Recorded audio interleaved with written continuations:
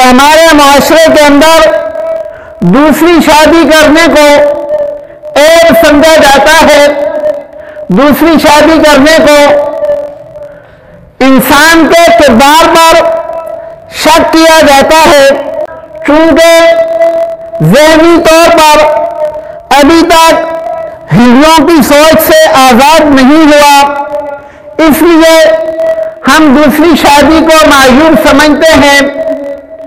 ایک مثال سے سمجھاتا ہوں کہ دوسری شادی یا تیسری شادی اللہ رب العالمین نے اجازت دی ہے، لیکن ایک شرط رکھی ہے، فَإِنْ خِفْتُمْ أَلَّا تَعْدِلُوا۔ اللہ رب العالمین فرماتے ہیں کہ ایک شادی تب کرو جب تمہیں خوف ہو کہ تم عدل نہیں کر سکو گے۔ اگر عدل کر سکتے ہو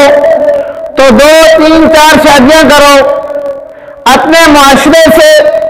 اس کی ایک مصلحت سمجھاتا ہوں۔ ہمارے معاشرے کے اندر کتنی ایسی عورتیں ہیں جو بیوہ ہیں، جن کا 1 بچہ ہے، 2 بچے ہیں، 3 بچے ہیں۔ ہم لوگ ان عورتوں کو اپنے گھر میں کام کے لیے رکھتے ہیں، ملازم کو طور پر رکھتے ہیں، ملازمت پہ رکھتے ہیں، اور ان کے بچوں کو یتیمی کی زندگی گزارنے پر مجبور کرتے ہیں، حالانکہ الہ العالمین کی دی ہوئی تمام نعمتیں موجود ہیں۔ ہم یہ نہیں سوچتے کہ یہ جو عورت ہمارے گھر میں کام کر رہی ہے کسی کی بیٹی ہے، ہمارے ذہن کے اندر، ہمارے دماغ کے اندر اس کی اوقات نوکر کی ہے، لیکن میرے بھائی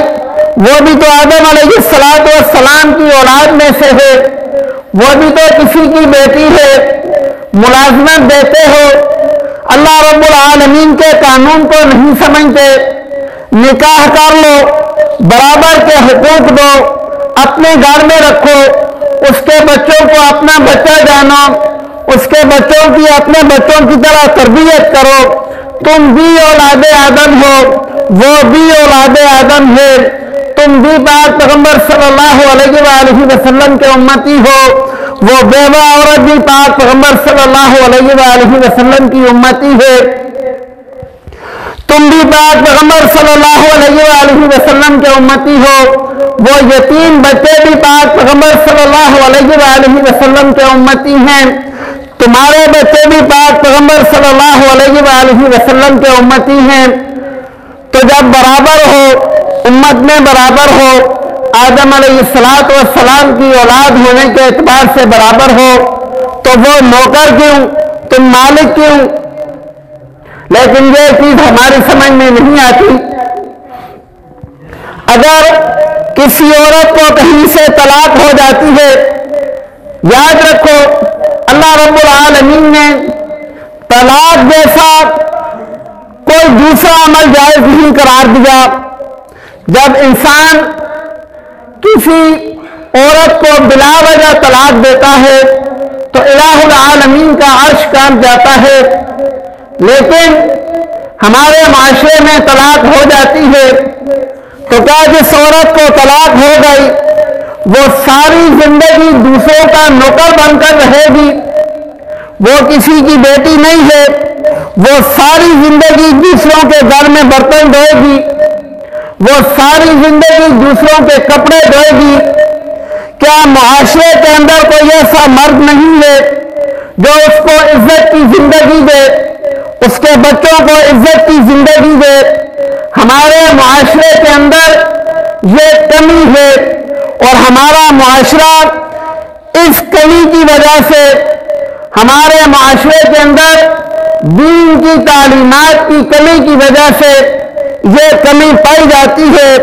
جس کی وجہ سے 10-20 عورتیں ایسی ہیں جو انتہائی کسمہ پرسی کی زندگی گزار رہی ہیں، ہمارے پڑوس میں رہتی ہیں، نوکر کی زندگی گزارتی ہیں، اور ہم اپنے گھروں میں عیش و آرام سے رہتے ہیں،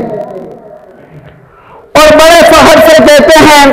کہ تمام مسلمان بھائی بھائی ہیں، تمہارا اپنا بیٹا کچھ اور کھائے، دوسرے کا بیٹا کچھ اور کھائے، اللہ نے جو حقوق اس کو دیے ہیں وہ دینے پر راضی نہیں ہو، اور بھائی بھائی ہیں